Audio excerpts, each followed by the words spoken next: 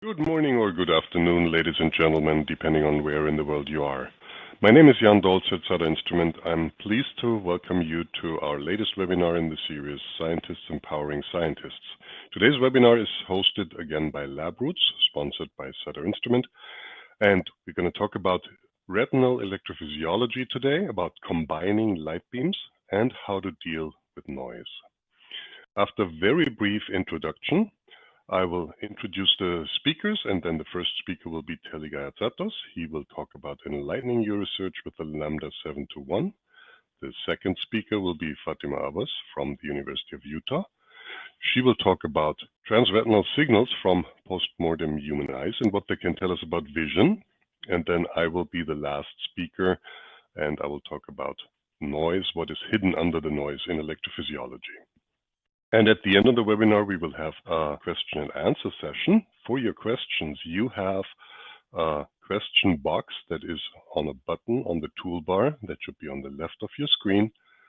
Please, if you ask a question, mention which speaker it is directed to. Sometimes that's easy to guess, but we don't want to have to necessarily guess. And all questions will either be addressed during the live Q&A session at the end of this webinar, or we will get back to you offline by email.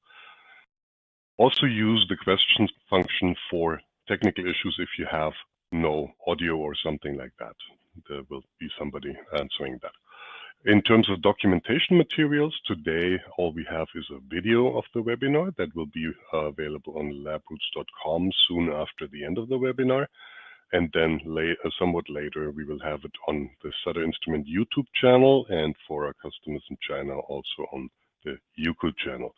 Everybody who's signed up for the webinar will be notified by email when the Sutter YouTube and Youku videos are live.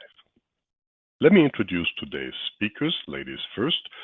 The second speaker, first introduced, is Fatima Abbas, who graduated at the King's College London in 2016 doing in vivo calcium imaging on zebrafish, then continued working on zebrafish during her postdoc at Yale University, and since 2017 has been doing postdoctoral research at the University of Utah, where she uses in vivo ERG electroretinogram, and that is the research that she's going to talk about today. The first speaker is going to be Telly Galiatsatos, who graduated at Queens College, New York in 1987, joined Instrutech the same year, initially in IT engineering support, and then through several functions, eventually to be the general manager, until Instrutech was acquired by Heka Instruments in 2007. And since 2015, I have the pleasure and honor to call Telly my colleague at Sutter Instrument, where he works in technical support and product development. Myself, I graduated in Marburg in Germany doing electrophysiology with insect sensilla. In 2003, Axon Instruments hired me and relocated me to California.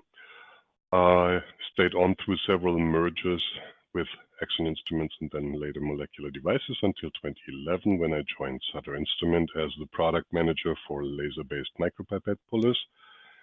In 2012 to 2014, I worked for Heka Electronic, where I met Telly. And since 2014, I'm with Sutter Instrument, where I'm the product manager for patch clamp systems, and since the beginning of this year, also the director of marketing. With that, let me go to the first talk, and that is a talk by Telly Galiatsatos, Enlighten Your Research with the Lambda 721. Hello, everyone. My name is Telly Galiatsatos. My talk today, titled Enlighten Your Research with the Lambda 721, will provide an overview of one of Sutter's newest products, the Lambda 721 beam combining system. Before we get started, I would just like to provide a brief history of the optical products designed and manufactured by the Sutter Instrument Company. It all started with a wheel, as it has for many of man's great innovations. Over 30 years ago, Sutter engineers set out to design a reliable, fast, electrically quiet, computer-controlled filter wheel. The result was the Lambda 10. As technology advanced in the field of imaging, so was demand for faster wavelength switching speeds than the filter wheel could provide. Sutter introduced the Lambda DG-4. The DG-4 was a complete illumination system offering speed and versatility for rapid wavelength switching in less than a millisecond. This high-speed switching was achieved by using dual scanning mirrors mounted on galvanometers, directing the light through one of the interference filters for wavelength selection. This high-speed dance was truly artistry in motion. With the knowledge that was gained with the illumination system of the DG-4, standalone high-power xenon arc lamp light sources were introduced next. Today, LED technology is the basis for a constantly expanding optical product line. LED-based light sources have the advantage of quiet, vibration-free, and long-life operation. In addition, newer wavelength LEDs are constantly being produced, expanding the range of applications that include fluorescent microscopy and optogenetics. A few years ago, the optical beam combiner technology was introduced. The Lambda OBC combines separate light sources with different spectra into a single common output beam. The patented pentagon shape of the Lambda OBC keeps the size of the beam combiner small and the optical pathway short and efficient, allowing lower output losses than previously possible. Here we have an illustration of how the pentagon works. Each light source is collimated before entering the optical path through a bandpass filter. These thin-film bandpass filters reflect greater than 90% of the out-of-band light. If the bandpass of each light source does not overlap, then it can be used for both attenuation and reflection of the light from the other light sources. Up to 4 combinations of light sources and filters can be arranged to a single compact OBC pentagon. The LED light sources combined with the pentagon design provided the technology for the ultimate in versatility and speed for our beam combining systems. The Lambda 421 was the first iteration of this combined technology.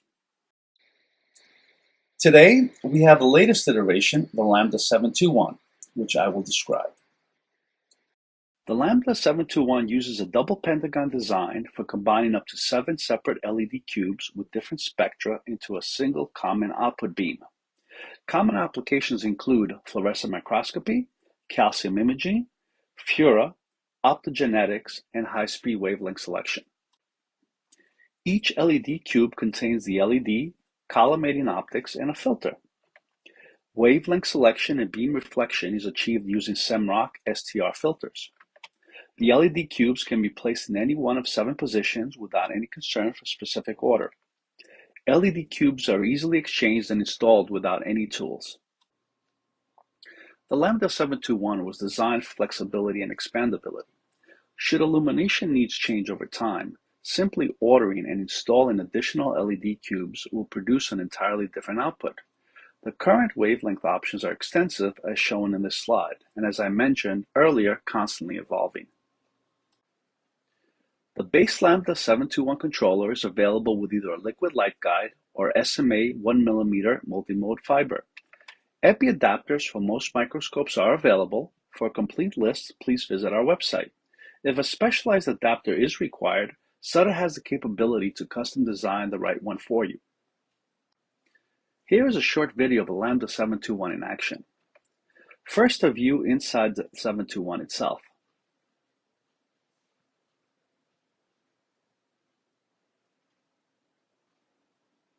And then what is seen by the sample at the objective. Here we have an illustration of the double pentagon design used in the Lambda 721. The concept is the same as a standalone OBC pentagon, but the machining and packaging is far sexier. Even though specific LED cube placement is not a requirement, here are a few suggestions for optimizing light output. The light from position number 1 goes directly to the device output without being reflected. This might be the preferred position for the source with the greatest desired output. The filter for the 7th light source is not used as a reflective surface and could be used with LED cubes with broader outputs. In configurations with fewer than 7 light sources, LED cubes should be filled from lowest to highest number of reflections to ensure the greatest possible light output. These are just suggestions, as you can use any placement that works best for your experimental needs. The next part of my presentation is a quick user's guide reference for the Lambda 721. The first thing we need to do is to properly install the light guide. As a safety precaution, never look directly into the light guide or point it onto a reflective surface. On the Lambda 721 output, simply insert the light guide into the light guide port until the top of the light guide sleeve is flush with the top of the port, as shown in the picture labeled correct position. Gently tighten the lockdown screw. To optimize the output intensity, the light beam will need to be properly collimated on the dovetail adapter. This adjustment is best performed before connecting the adapter to the microscope. Slide the light guide into the adapter in the same manner as with the 721 port. With the Lambda 721 powered on and an LED with visible light active, point the adapter's output to a flat wall surface, approximately 10 feet away, or for those who prefer meters, approximately 3 meters. Loosen the lockdown screw and slide the light guide in and out until the circle on the wall has sharp edges and is uniform, as shown in these images. Tighten the lockdown screw, power off the 721, and install the adapter onto the microscope. Now that we have the hardware properly connected, let's review the front and rear panel controls. There are only a few controls that you will need to get acquainted with on the front panel. On the left-hand side, we have the LED on-off state indicators, which are extremely useful, especially when testing. To the right of that is a display which shows the menu selections and device status, followed by controls for traversing and selecting the various menu choices located on the right and below the display. Finally, the light output port. On the rear panel, we have BNC input connectors for LED 1 through 7, ring buffer TTL strobe input BNC, USB interface for computer control. Sutter does provide a USB driver as well as an Igor XOP for interfacing with a Lambda 721 at no charge. And most importantly, the power switch. Here is a flowchart of all the menu selections available on the Lambda 721. Other than that demo mode, the next few slides will provide a brief tutorial. In Lambda 10 mode, the Lambda 721 responds to the Sutter Instrument Lambda 10X series filter wheel external commands for controlling the on-off state of each of the 7 LEDs. These external commands are fully described in the user's manual, which is included with the unit and can also be downloaded from our website. This mode allows imaging software, for example Micromanage, that already have support for our Lambda 10X controllers to interface with the 721 without the need of any software changes. To activate this mode, first, if another mode is active, press off to return to menu selections. This will also be the same step required for all other modes that I will be describing later on. Turn the selection knob until the Lambda 10 prompt appears. Press the Yes button, which will display the mode's execution prompt. In TTL mode, the on-off state of each of the 7 LED channels can be controlled by TTL signaling via one or more of the 7 TTL input BNC connectors on the rear panel. The state of an LED is on when its corresponding TTL input receives a TTL high signal, which typically is an amplitude above 2.7 volts, and is off with a TTL low, which is typically below 400 millivolts. This is the default factory operation. Input polarity can be reversed via a dip switch setting located on the left-hand side panel of the 721. To enable TTL mode, turn the selection knob until Use TTL Mode prompt appears. Press the Yes button followed by the Enter button. The Lambda 721, like the Lambda 10.3 and DG-4, has an internal ring buffer. The ring buffer provides fast, precise switching between LEDs via a single TTL input signal. The ring buffer is a circular buffer memory with space for a maximum of 100 entries. Each entry is an LED value. When a trigger pulse is detected on the strobe input port, that LED value command will be executed. The next entry is then primed for execution. To enable ring buffer mode, turn the selection knob until the Use Ring Buffer prompt appears. Press Yes. Press Yes again to execute the current contents of the ring buffer. The Lambda 721 is now armed, waiting for a strobe trigger. Editing the ring buffer can be accomplished either from the front panel controls or via software. I will only describe the front panel method. Turn the selection knob until the Use Ring Buffer prompt appears. Then press Yes. Press No to the Run Existing Ring Buffer prompt, followed by Yes to edit the ring buffer. The first entry in the ring buffer will be shown on the display. To edit or add entries, use the selector knob to adjust the current entry for all off LED 1 through 7 and end RB, which is end ring buffer. Pressing the next button advances to the next entry without saving any changes to the current entry. Pressing the enter button saves any change to the entry and advances to the next entry. Selecting end RB for the entry sets it to the end of the ring buffer, even though there may be other commands in memory. Pressing off exits ring buffer edit mode and displays setup prompt. The final mode that I would like to talk about is setup. In this mode, the power on state, either on or off, and the output power level of an LED can be configured. Turn the selection knob until the setup mode prompt appears. Press the yes button. The display will show the power settings for the first LED. To change the settings, use the selection knob to adjust power from 100% to 0%. Use the on button to turn the LED on, the off button to turn it off. The next button advances to the next LED without saving any power level, adjustments, or LED state. The enter button saves settings and advances to the next LED. Pressing enter on LED 7 exits setup mode and goes to the use ring buffer prompt. Just a few additional comments that you may have already seen in our newsletter. For decades, the DG-4, DG-5 high-speed wavelength switchers have been a favorite of researchers. With the advancements that the Lambda 721 optical beam combining system provides, it will now replace the DG-4, DG-5 family of products. The Lambda 721 offers faster switching, longer lamp life, higher efficiency, more filter channels, smaller footprint, and software compatibility with many imaging applications. Depending on the number of LED cubes installed, the Lambda 721 would also be a lower cost alternative. To all our Digi-4, Digi-5 customers, I want to assure you that Sutter will continue to support and service existing Digi-4 products until we are no longer able to due to part obsolescence. Finally, a few suggestions that may be useful when ordering. First, select one of the two base controller configurations. There are two options available, with a light guide or SMA fiber. Then select the LED cubes with the wavelengths needed for your experiments. One of our most popular configurations uses 340, 380, 480, and 561 nanometer cubes. That combination is well suited for FURA2, GFP, and a variety of green exciting and red emitting fluorescents. If you need help with selecting the proper LED cube, visit our website, send an email to either info or directly to our Lambda 721 product manager, Chris Ballard, or just go old school and give us a call. We still like that. I would like to thank you for your attention. I do hope that you have found this presentation useful. Thank you very much, Telly, for this interesting presentation about the Lambda 721 light source, including a lot of step-by-step setup guidance and things like that. Let's move on to our next speaker, Fatima Abbas, from the Department of Ophthalmology and Visual Sciences at the Moran Eye Center at the University of Utah.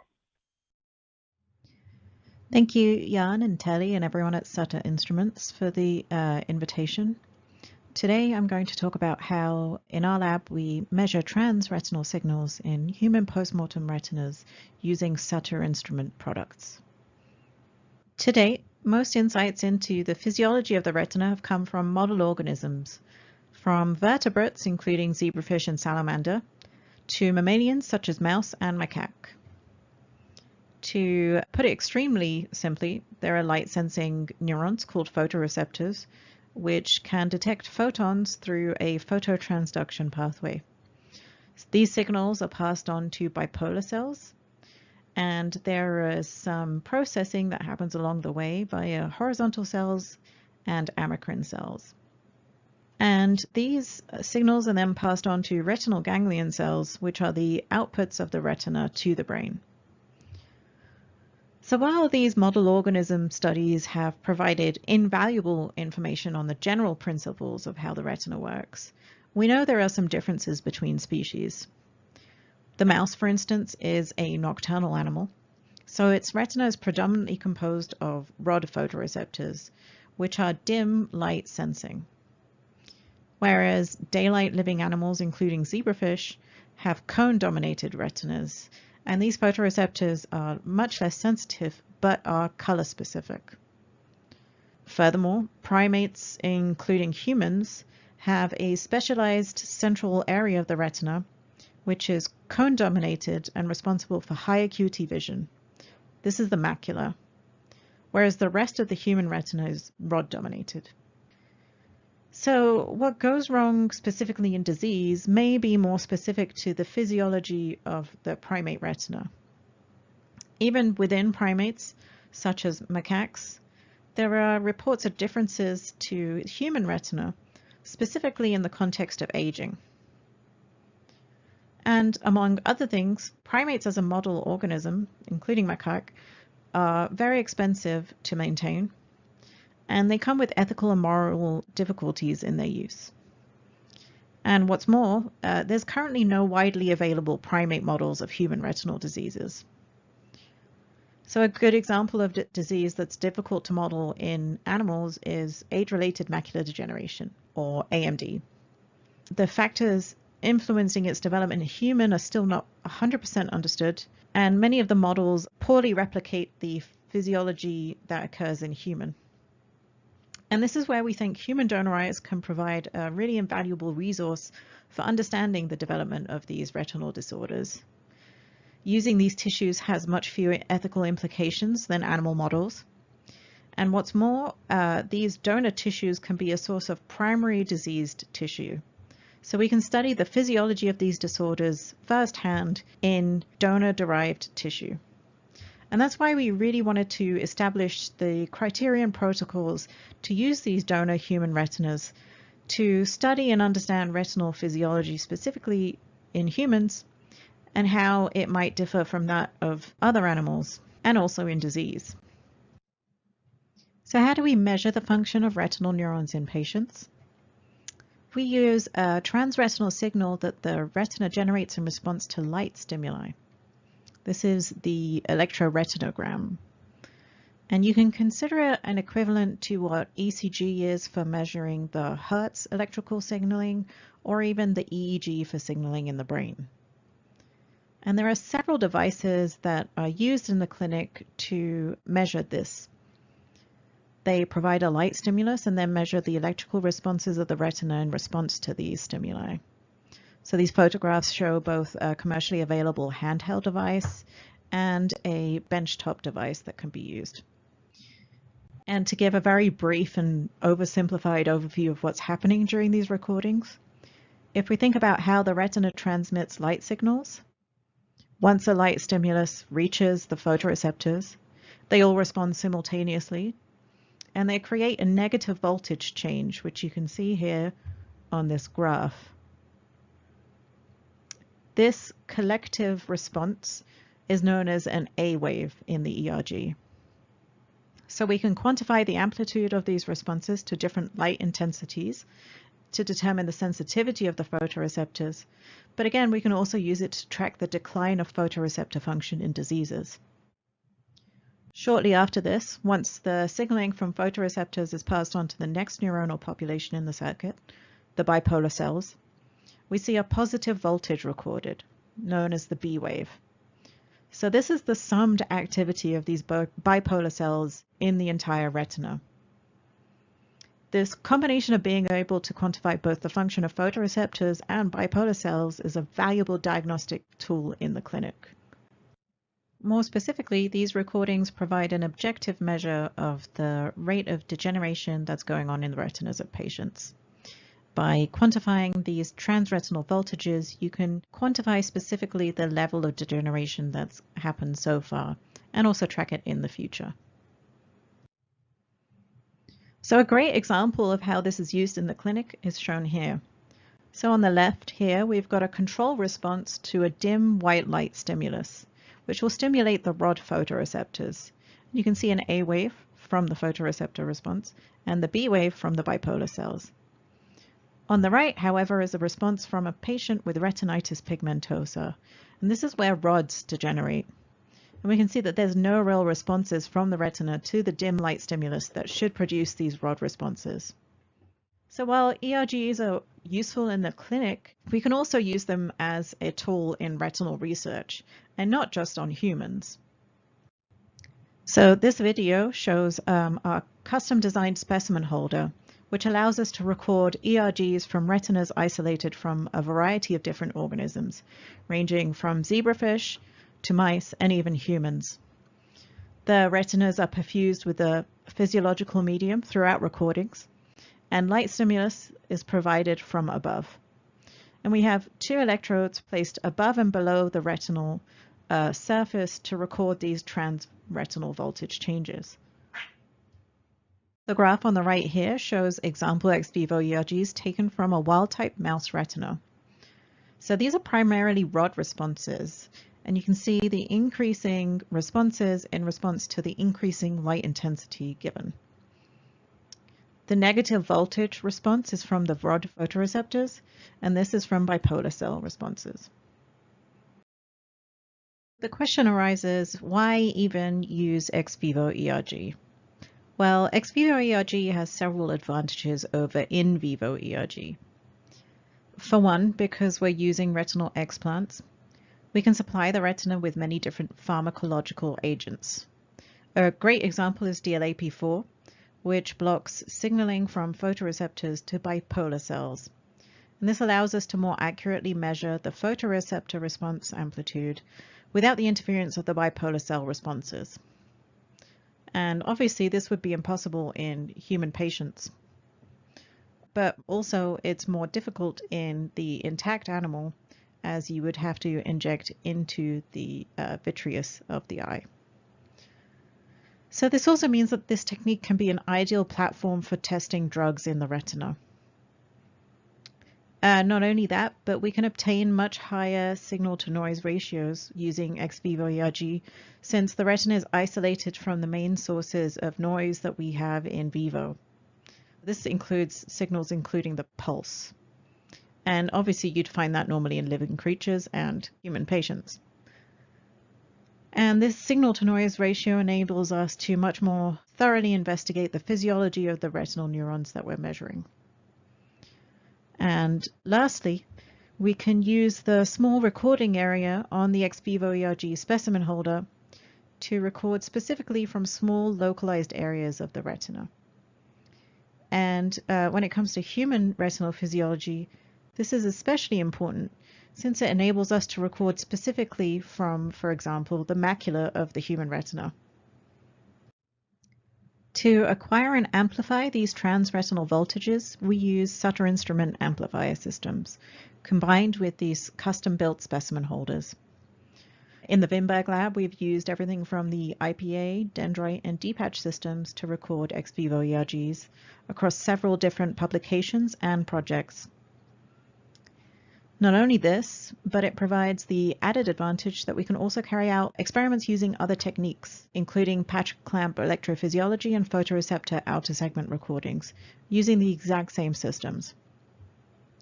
The fact that these systems are relatively compact and self-enclosed has also enabled us to transport our equipment across the country to carry out donor eye recordings, for example, in San Diego. We also use the analog outputs that the system provides to control the light stimuli that we present to the retinas through the Sutter Patch software. So we can simultaneously control both data acquisition and stimulus generation. And the Sutter Patch software is versatile enough to allow us to control the custom wavelength LEDs that we use to provide these tightly controlled light stimuli. So the question arises, can we use ex vivo ERG to study human retinal diseases already? We know that many people use post-mortem retina from human donors for studies that use molecular biology techniques, such as gene expression analyses, or fixed tissue studies involving immunohistochemistry or electron microscopy.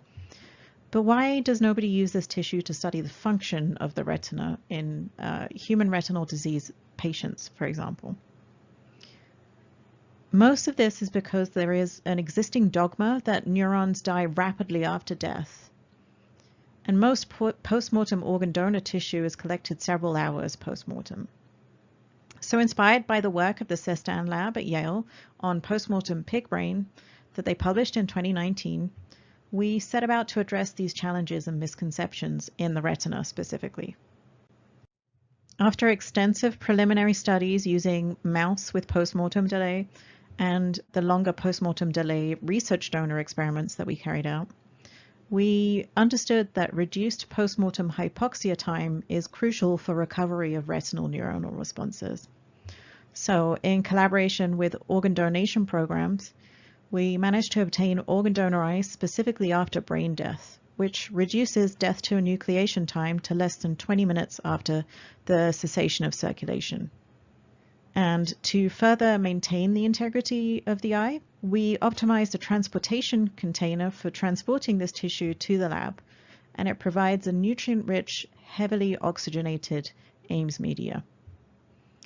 Once the tissue is in the lab, we used ex vivo ERG experiments to quantify the function of the retinal neurons, focusing specifically on photoreceptors and bipolar cells. We also refined our specimen holder design, shown here, to sample from areas of the retina that's only 0.5 millimeter in diameter. And this allows us to record responses from very small subsections of the macula, for instance. And using this new protocol, with the extremely fresh tissue that we could obtain from organ donors, we reliably recorded intact on-bipolar cell responses in the peripheral retina, as you can see here. So this is an example of responses from peripheral retina with both A and B waves present. And they look strikingly like a mouse retinal response, which is also a rod-dominated retina. Once we add the drug DLAP4 to the perfusion solution to block bipolar cell function, we can see that there are much longer photoreceptor responses, which are produced by rod photoreceptors. And this also confirms that these positive inflections in the recordings are indeed on bipolar cell responses. So with this shorter time to enucleation, we can reliably obtain bipolar cell responses, and these are a biomarker for the health of the retina. Furthermore, with the specimen holder's much smaller recording area, we can even sample from smaller locations within the macula. So these are the first reported recordings specifically from human macula. On the top, these are recordings from the perifovea. And you can see it has a very visible rod component seen with these much longer sustained responses on the left in the presence of DLAP4. The fovea, however, has a much stronger cone photoreceptor response, which is this extremely rapid, sharp photoreceptor response. So from these responses, we can even identify the proximity of the retinal punches that we take to the central fovea based on the ratio of these longer sustained rod responses compared to the much shorter rapid cone responses. So now that we've established that these responses are functionally intact, we can use them to further study the physiology of photoreceptors between the macula and the periphery of the human retina. Since we know that there are both rods and cones in these retinal punches, to isolate the cone photoreceptors, we have to use a double flash protocol. And this is one thing that Sutter Patch's analog outputs enables us to provide. One fundamental aspect of photoreceptor physiology and how it impacts vision is the speed of deactivation of phototransduction. The slowest deactivation reaction of phototransduction is going to directly relate to visual temporal resolution. Specifically, by quantifying this in macular rods and cones, we can provide useful insights into the maximum temporal resolution of human high acuity vision. In the rod-dominated mouse, it was found to be the deactivation of phosphodiesterase, but in amphibians, it was found to be the lifetime of activated photopigment. But in humans, it was still unknown. And to do this, we used a method described by Pepperberg in 1992, where we measured the time taken by photoreceptors to recover a specific percentage of their saturated responses, which you can see here. And this was set to 70% for rods and 50% for cones, shown as TSAT in these graphs. So we can see that the examples on the left are rods in macula and periphery, And using a double flash stimulus, we can do the same to obtain the values for cones in macula and periphery. And using these obtained TSAT values, we can then plot them against the log of the light stimulus given to determine this deactivation rate. And what we can see from the values here is that the rods in macula and periphery don't have a significant difference in these rates. And similarly, cones in macula and periphery are not that different. So while we used healthy retina for these studies, in the future we expect to find differences in similar aspects of photoreceptor physiology that may occur in diseased retina. And that's what this donor eye preparation will really allow us to quantify and understand further. So in summary, I've shown that we have an established protocol and donor criteria, including a method of transporting tissue to maintain the oxygenation and nutrients, from which we reliably obtain physiologically intact photoreceptor and bipolar cell responses. And using this functionally intact tissue, we've also determined a novel insight into photoreceptor function in the human macula, the rate of the deactivation of the longest living photoproduct of phototransduction cascades, which provides the temporal resolution of human vision in the macula and periphery.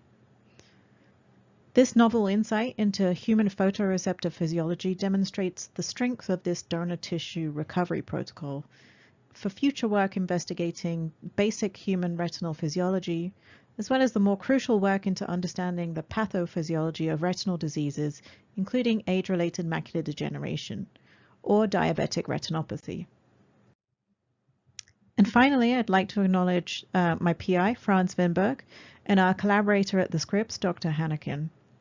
The donor tissues supplied to our labs are from both the San Diego and Utah Lions Eye Banks and Life Sharing, as well as our funding sources, Research to Prevent Blindness, and the National Eye Institute. Thank you, Fatima, for this very interesting talk about retinal electrophysiology. There are a number of questions for both speakers so far, and I would like to encourage the audience to use the question function in the sidebar on the left to post more questions to the two talks that have gone so far. And also let me switch to the third talk. That'll be myself, and I will share my screen and talk about what is hidden under the noise. My name is Jan Dolzer, Product Manager for Patch Clamp Systems at Sutter Instrument. The inspiration for this talk came from questions that I keep getting asked in tech support. A lot of it is, hey, I have this weird signal component. Is it possible the amplifier is broken? And most of the time it's not, because the noise comes from somewhere else. And what I will do is I will take a pragmatic approach.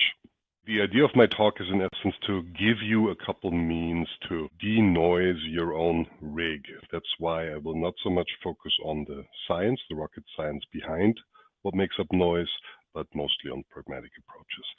I will very briefly introduce what is noise, then talk about mechanical noise. And here I'll present one case study, microphonics, an anecdote from my own grad student time. And then for the most part, I will talk about electrical noise, and that'll all be current noise in patch clamp recordings. But all the principles I'm going to talk about equally apply to voltage noise in patch clamp and also other modes of electrophysiology. And then I will talk about filtering and the do's and most importantly the don'ts, and then we will have the Q&A session for the entire webinar. There are 5 major strategies to deal with noise. Strategy number 1, first and foremost, is avoid it. Second strategy is avoid it. Third, really avoid it if you fourth possibly can, and only if that is absolutely not possible, then you want to use filters, and I will later tell you why. But first, let's look at what is noise and how do we describe, how do we characterize it. Noise is any unwanted signal component that is superimposed on your signal of interest, your action potential, single channel opening or something like that. It may distort or completely obscure the signal of interest. And one parameter that describes it is the signal to noise ratio. That is the signal amplitude compared to the noise amplitude. Let's take a look at an example. This is a single channel recording. And if we introduce noise, in this case 800 femtoamp standard deviation, then certain components like this flickering at the onset or these close flickers later on in the recording get hard to detect already. And if we increase the noise about threefold, it gets completely impossible to even recognize that as a single channel recording reliably anymore. Talking about noise amplitude, there's two parameters that people typically look at. One is the peak-to-peak noise and the RMS noise. The RMS noise is the root mean square, and that describes the noise across the entire spectrum under consideration. That is a better measure than the peak-to-peak noise, even though the peak-to-peak noise is more easily recognized usually. A good rule of thumb is the peak-to-peak noise is roughly 6 times the RMS noise. And it can directly be measured in Sutter patch and the Sutter patch membrane test. And if I'm not mistaken, Heka Patchmaster software has the same. When you switch the pulse type from the usual single pulse that it would be to RMS noise, it directly shows the RMS noise. And this is recorded from a deep patch amplifier system with a Ref-E head stage in a 10 kilohertz band. The specification is that it's about 220 femtoamps, so this is even better than specification. I recorded this a couple of days ago on my desk. Let's switch over to mechanical noise. There is no such thing as good vibes in electrophysiology. Vibration is usually transmitted mechanically, either via floor vibration that happens at a rather low frequency and can be pretty well isolated through using an air table, a tabletop that floats on air dampers, air cushions, and here's the isolation performance. Lower value means lower transmissibility, so better damping. The frequency range that we're looking at here is between 10 and 70 hertz, so relatively low frequency. You can also have mechanical vibration, mechanical noise by fans or other equipment that touches components. I once had a fan duct sitting on the lamp housing of a microscope that gave me a lot of grief, or microphonics, and also that gave me a lot of grief. And that's an anecdote, a case study that I want to elaborate a little further on. At the beginning of my grad student time, I recorded from taste buds on the red tongue, and I used a recording chamber made of Silgard. That's a polymer that's used in electronics that was glued on a microscope slide in this case. The red tongue was inserted on one end of the chamber. The chamber was filled with saline with a red ringer. And then the amplifier setup looked like this. The recording electrode was actually in the bath. For reasons I forget, there was just the established method in the lab back then. And the electrode that was in touch with the actual taste bud was grounded. And the whole thing sat on a stage that was also grounded. And of course, that causes a capacitance between the conductor here and the grounded stage. And what happened over time is the bottom of the recording chamber detached from the microscope slide. And the way I noticed that was because I've suddenly saw myself talking or somebody talking in the hallway or even just walking past in the hallway. I saw that on my electrophysiological signal. And that was because this membrane here created a perfect capacitive microphone. Sound waves would compress the air, and then the capacitance between the bath chamber solution and the grounded stage would cause a capacitive microphone that I would see in my recorded signal. The fix was easy, just cutting out the bottom here, but finding what the problem was took me, I think it was about 2 weeks or something like that. Let's switch over to electrical noise. Electrical noise comes either as intraneous noise, and that could be instrument noise, or there's a number of other noise forms that we don't want to deal with here today because those are not things that we can pragmatically fix in our own setup, but want to refer to the Axon guide that has a lot of detail about what they do and where they play a role. But what I do want to talk about is electrode noise and aliasing, an often overlooked form of noise. And then there's extraneous noise, and most predominantly line frequency hum, and briefly also talk about other noise sources. And this is really what's predominant in tech support. Most of the time, what people encounter is line frequency hum, and that's also because it's so ubiquitous. So let's talk about instrument noise. The car won't go faster than its top speed. Or for the amplifier, that means the noise you're going to achieve is not going to be lower than what the amplifier gives you, the amplifier noise performance. So looking at the frequency response of an amplifier system, in this case, this is a D-patch. That's the same D-patch that I showed a picture of earlier. And there are two, it has a total of 3 feedback ranges. 2 are shown here. This is the resistive range, in blue the 500 megohm feedback resistor, and this is the capacitive range with the feedback capacitor. And the noise is much lower with the feedback capacitor, and also the bandwidth is much higher, and the Ref-E head stage was specified at over 500 kilohertz bandwidth. The later revisions have a full megahertz. That means that curve could just continue rising all the way to 1 megahertz here. And this was measured open circuit in a grounded enclosure.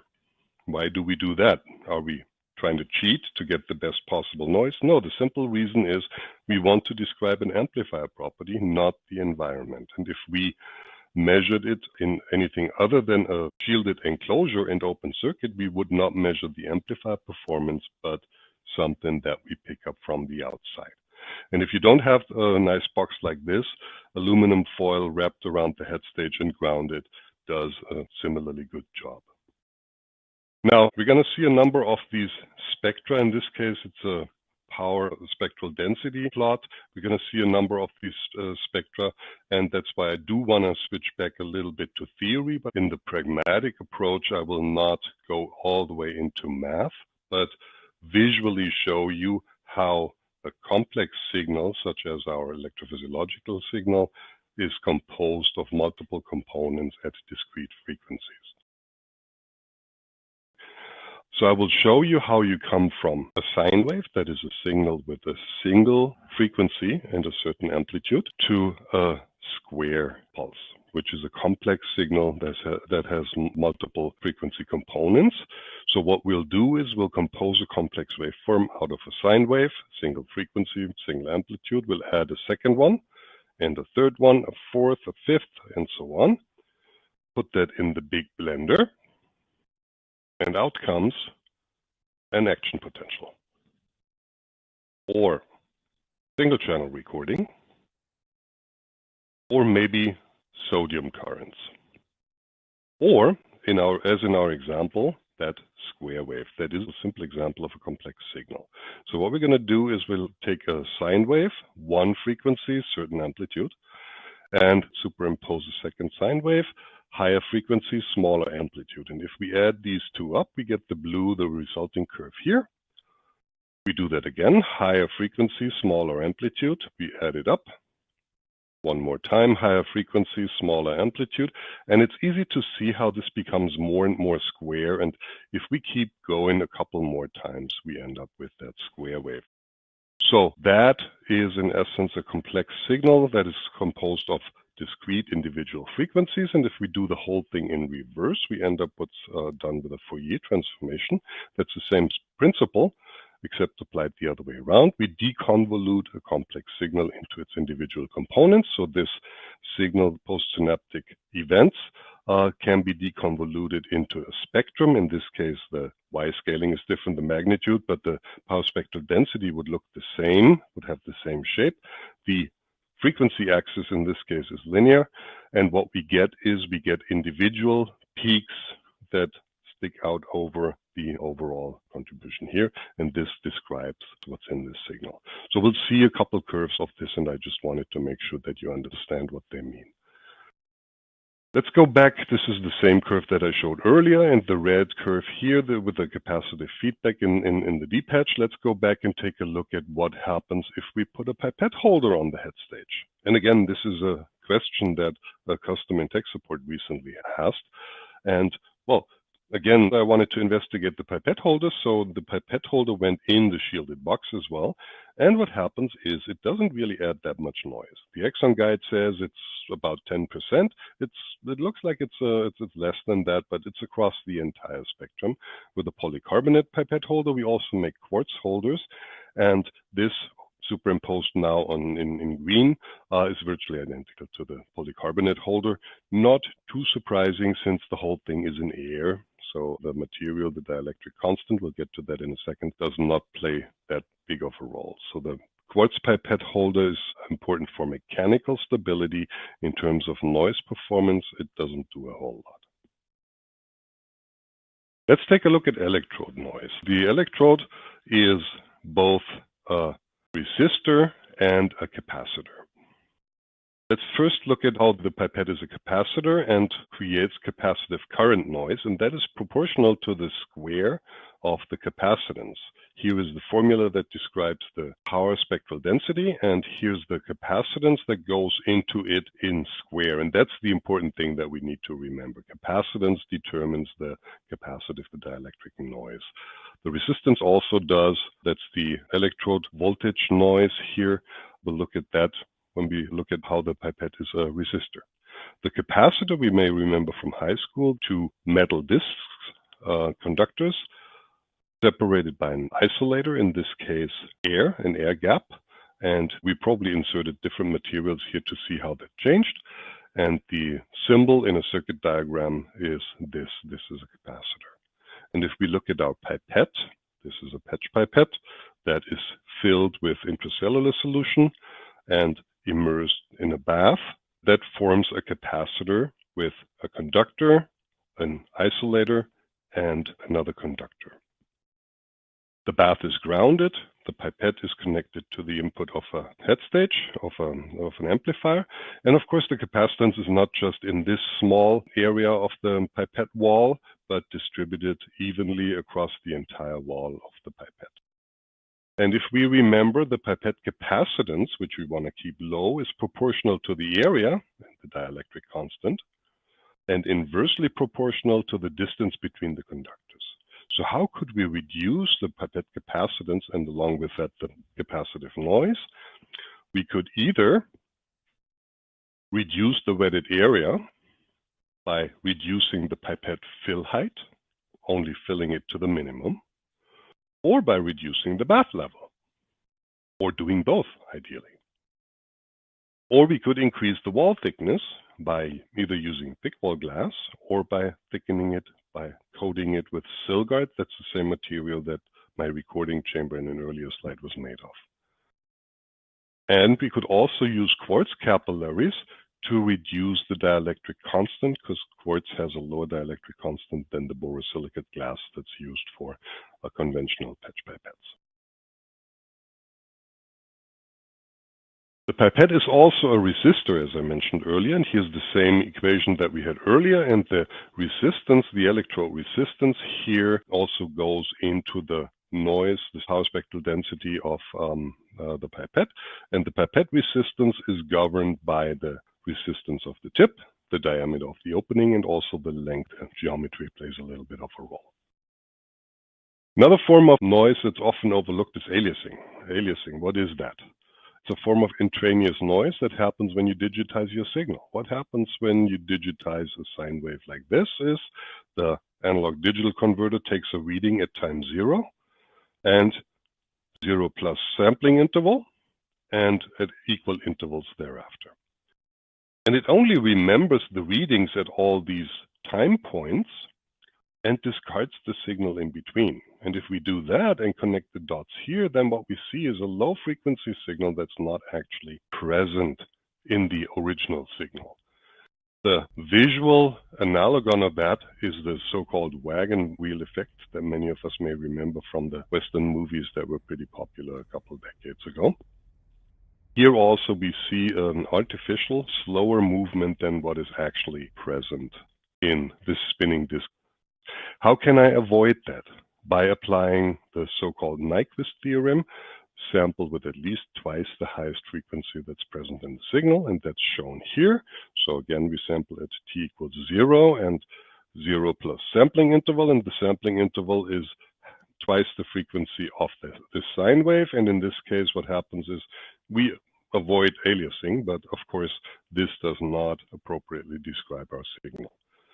So what's common to do is oversampling, and 5 to 10 times is a good factor to oversample with. What's shown here is 4 times oversampling.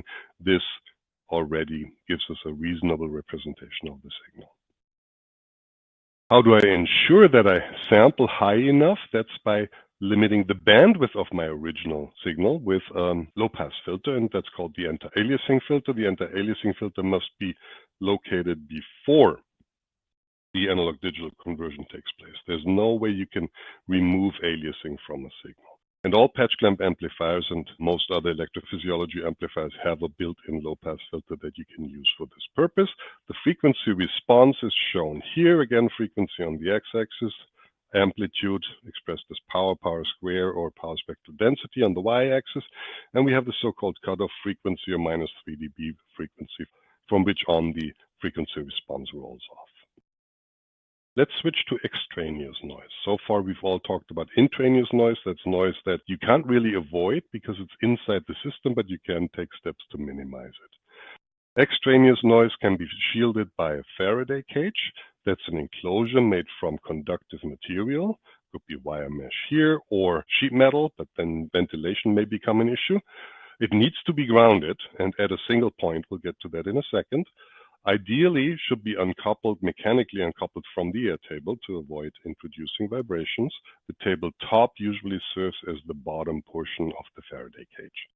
And it can minimize electromagnetic interference, but not shield strong magnetic fields. That's important to understand.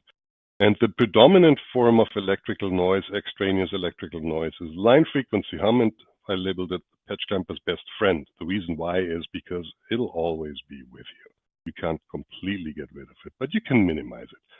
The most important first step is to recognize I have line frequency hum at all. I sometimes get screenshots from customers showing something like this, and they go like, what is this? My amplifier is broken. And then what I tell them is, okay, this is the membrane test. I tell them, choose a longer pulse duration so you see a couple more cycles of what could be a sine wave-like sinusoid signal, and that is line frequency hum. If it happens at 50 or 60 hertz, depending on where in the world you are, it's line frequency hum. But don't always expect a sinusoidal signal. Sometimes it looks like this. This is a composite of line frequency, the base frequency, with its harmonics. And in a spectrum, it looks like this.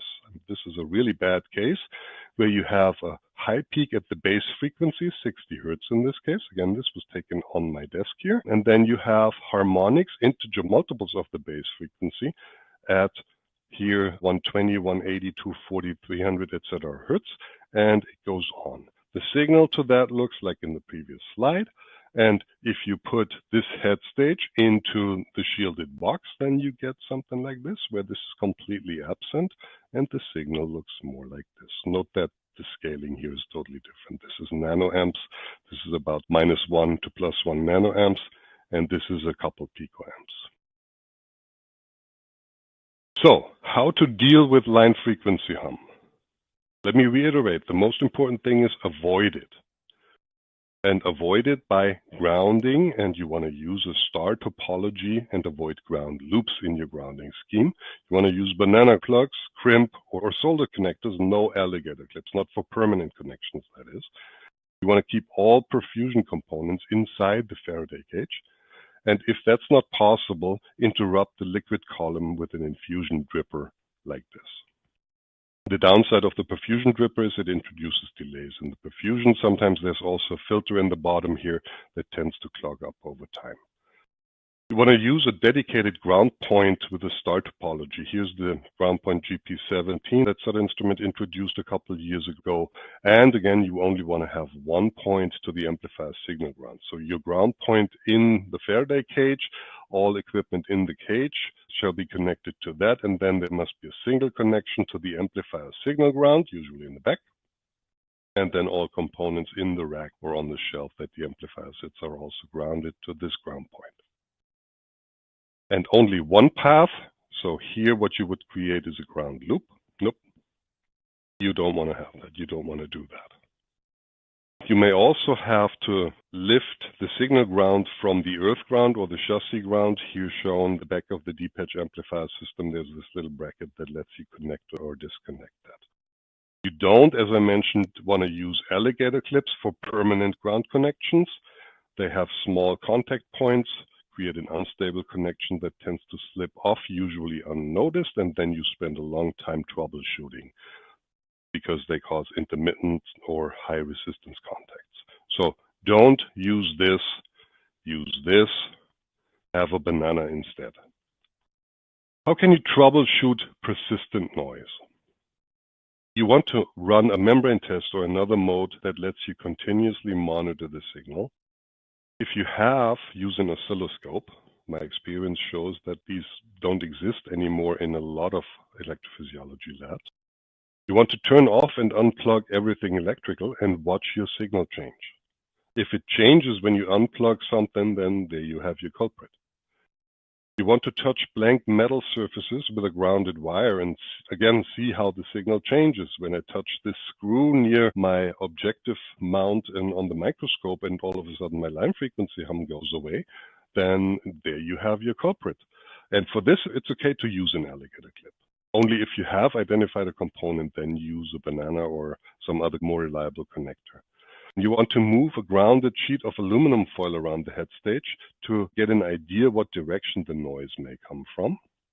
And you may have to connect or disconnect the signal ground and earth ground at the back. And also what helps is removing individual ground wires to detect ground loops. In general, you want to not leave ground wires in place that don't give you a benefit. If it doesn't make it better, then there's a pretty good chance that it makes it worse.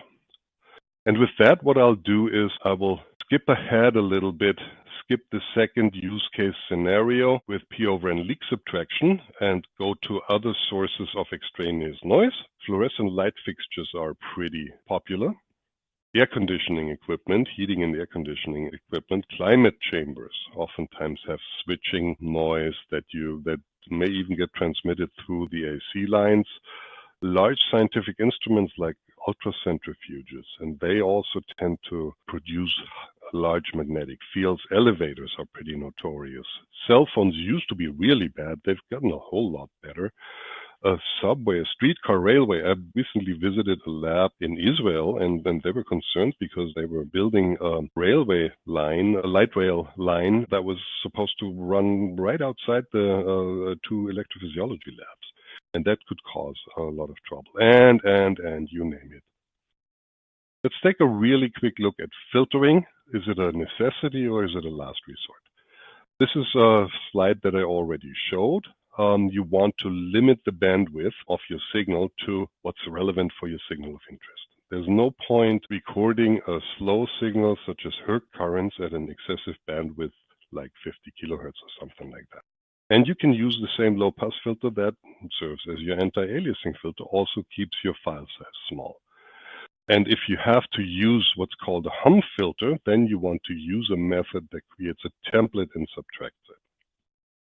That is implemented in the Molecular Devices Digidata 1550, in the Humbug from Quest Scientific that's been around for like ever, and also in software at no additional cost in Sutter software. But my recommendation is don't use it. Notch filters are ineffective and prone to introducing artifacts, so those you definitely don't want to use.